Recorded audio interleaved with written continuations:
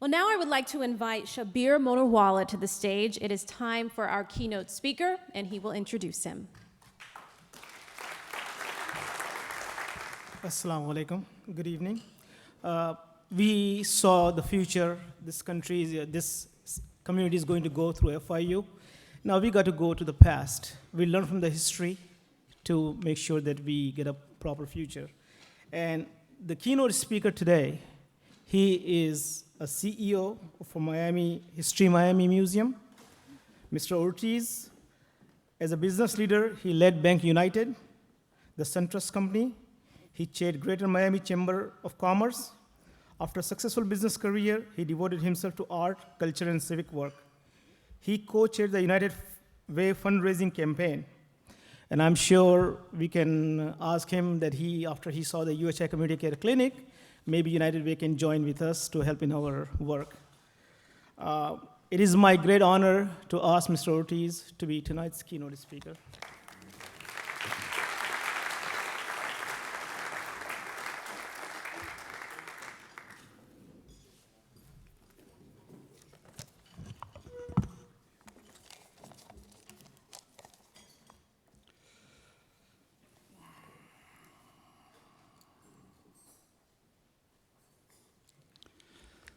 Thank you, Shabir. I'm honored to be here as your keynote speaker.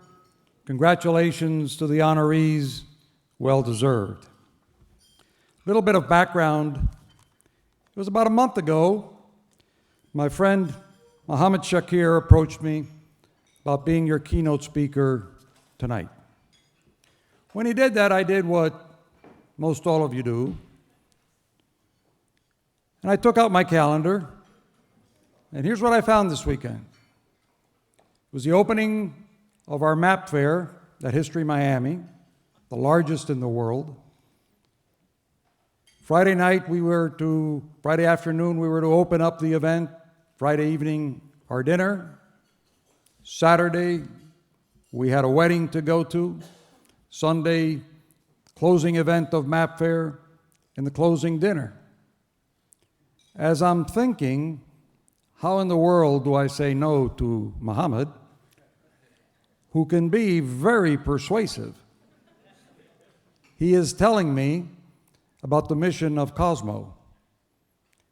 And the more he told me about the mission, the more enthused I became. And eventually I said, I must be here tonight to share a message.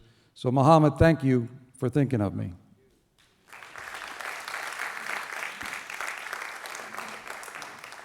And to my wife, Alicia, thank you for allowing me to drag you all over town this weekend.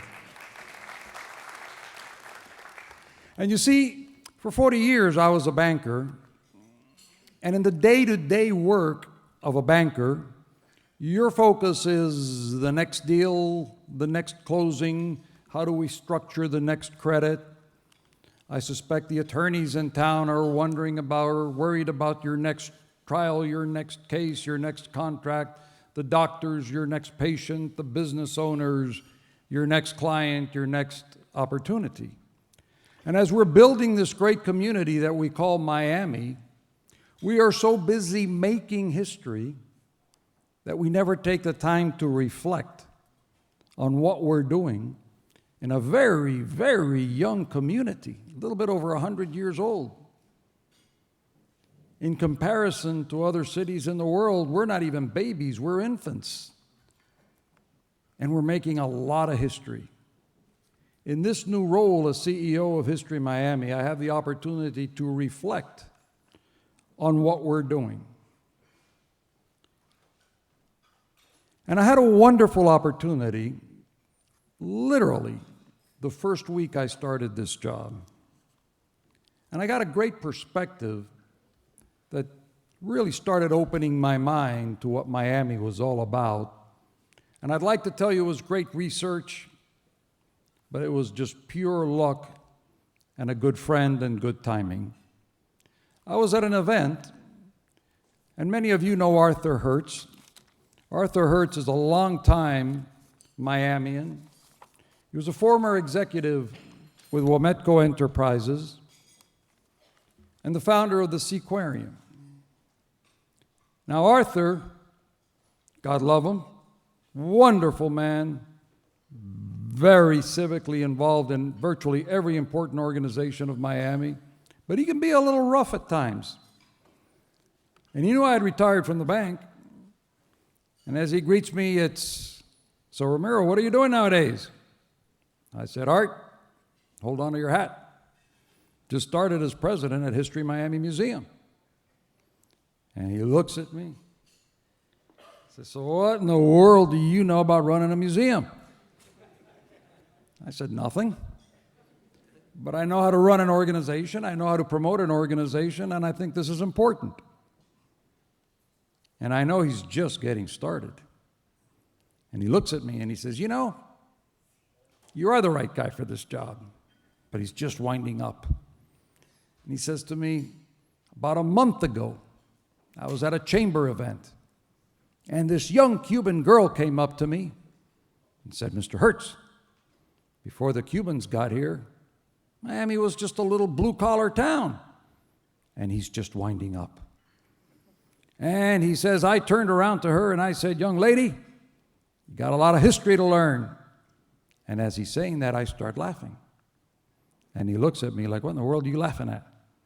I said, "Arthur, 2 weeks ago I was in Doral, and a young Venezuelan girl came up to me and said, 'Mr. Ortiz, before the Venezuelans got here, Miami was just a little old blue-collar town, and the real meaningful international trade, international commerce we brought here.'" And then we both started laughing. He said, "You know, I can just imagine a bunch of Brazilians out in Key Biscayne thinking, before we got here to absorb all these crazy condos that you folks had built, you guys were going down the tubes." And the truth of the matter is that is Miami. It's a beautiful quilt made up of Bahamians, Northeasterners, Midwesterners, Westerners, Cubans, Haitians, Jamaicans, Venezuelans, Nicaraguans, and it's this quilt that when you put it together makes us so resilient and makes us so strong. And then you start thinking, well, what does make us so resilient? Because when you start analyzing our history, it goes back well over 100 years, which again is baby time, but it's boom, crash, boom, crash. But unlike many other cities, when we crash, we get up, we're bigger, faster, stronger, and smarter than we were before, and that leads to the next boom. So what causes this resiliency? How did this start? And in the mid-1800s, as settlers were coming into this community, what they found was beautiful weather, beautiful land, but under that land was limestone and coral rock. And they figured they couldn't farm that land. They couldn't build on that land. And the Bahamian pioneers that were here, instead of discouraging them, assimilated them into the community and said, "No, this is what we've got in the Bahamas. Let us show you how you can farm this limestone and coral rock. Let us show you how you can build on it." And Miami gets its start. Had those Bahamian pioneers not been here, Miami may have been delayed another 20 or 30 years before it started developing. Most of you know the name Julia Tuttle. Julia Tuttle was a landowner north of the Miami River. Today you find the Viceroy, the Epic, and some other wonderful buildings there. Her land had limited value. She needed a railroad, Henry Flagler's railroad, to come down to Miami. In typical Miami opportunistic manner, there's a freeze in 1894 in mid-Florida and northern Florida, and she sends up to Henry Flagler, there are various versions on how he got it, an orange blossom to prove that Miami had not been impacted by the freeze. And that if he brought the railroad down to Miami, she in turn would donate land to him, so that he could build his dream hotel, the Royal Palm Hotel. And in 1895, the same thing happens. And as we're approaching 1896, I suppose Julia Tuttle was very persuasive. And Henry Flagler says, yes, the railroad comes down to Miami, and the rest is history. Miami very quickly starts growing. And just as it's incorporated in 1896, by the way, the only major city in the United States of America that was incorporated by a woman, ladies.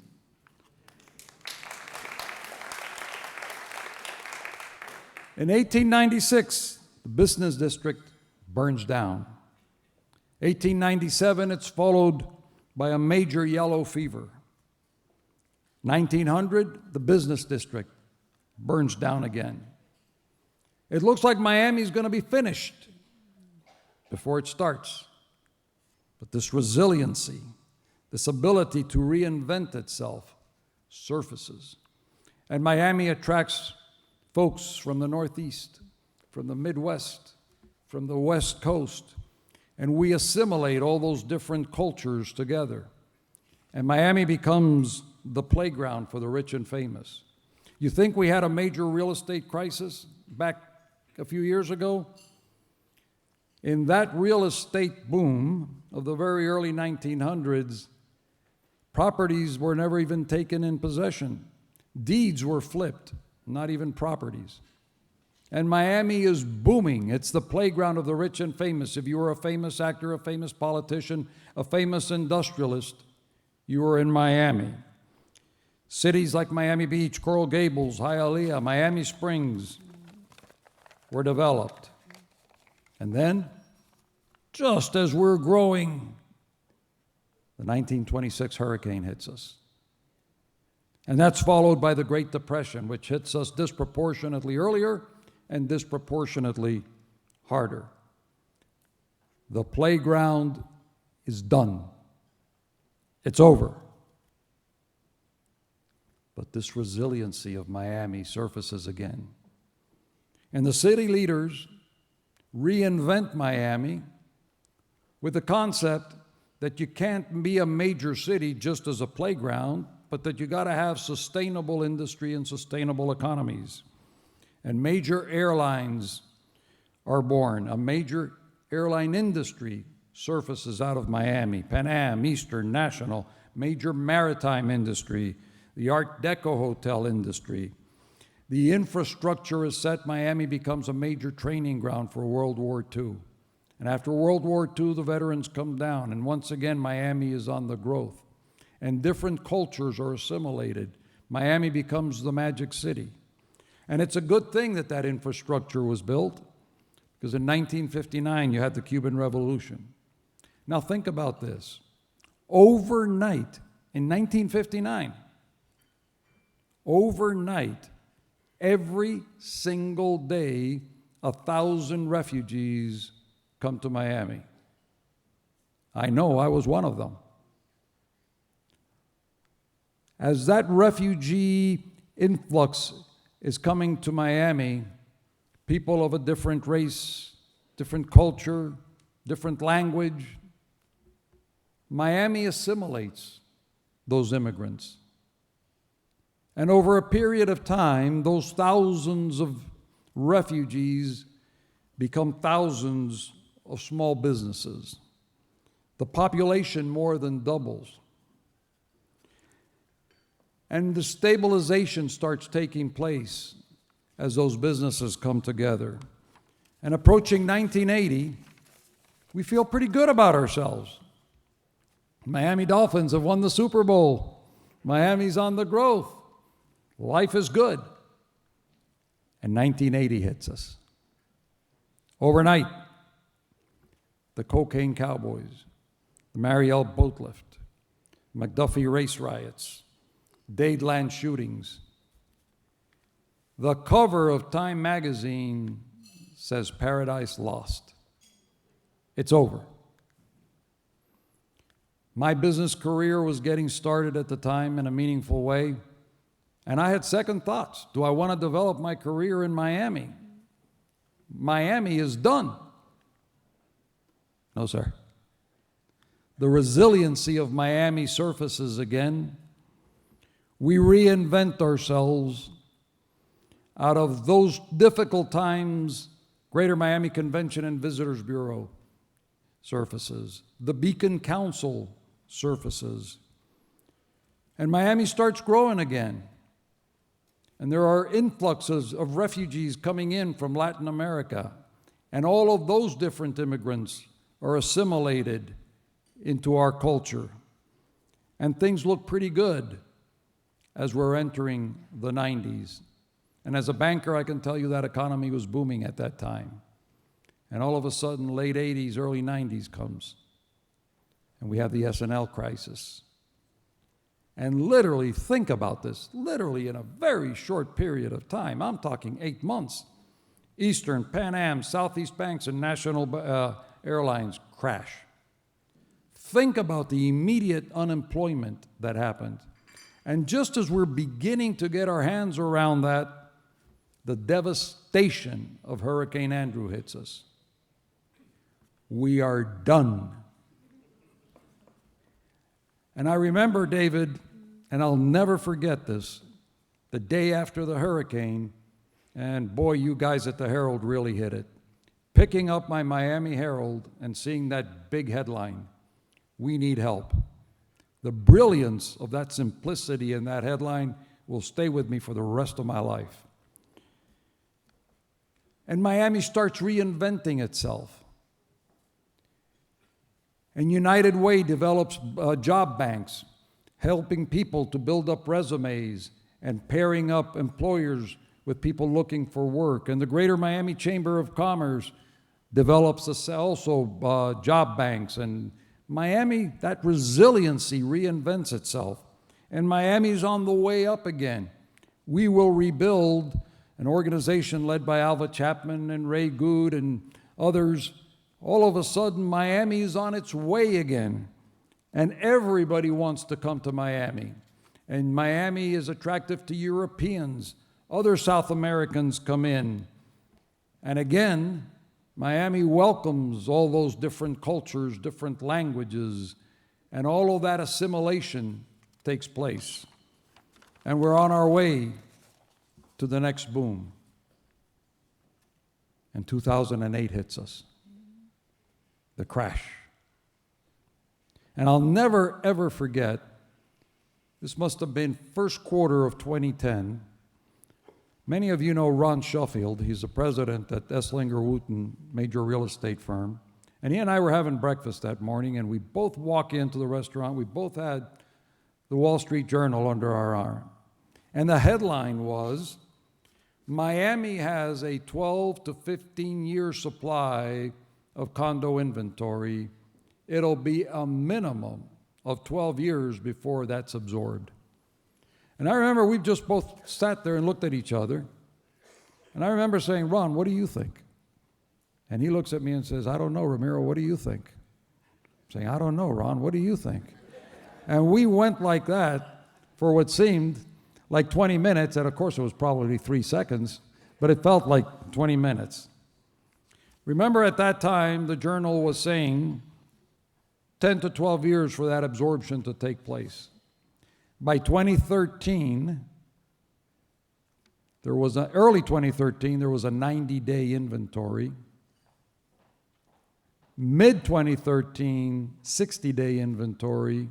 And as we were coming out of 2013, 30-day inventory, and the cranes are all out. So you have to ask yourself, what is it about us that makes us so resilient? I would humbly tell you that if you go back well over 100 years, it's the ability of this young community to assimilate different cultures, different races, different religions, and create that beautiful quilt that we call Miami. I commend the Cosmos for the great work you do. I commend FIU for your center that you're starting, and I thank you so much for your time.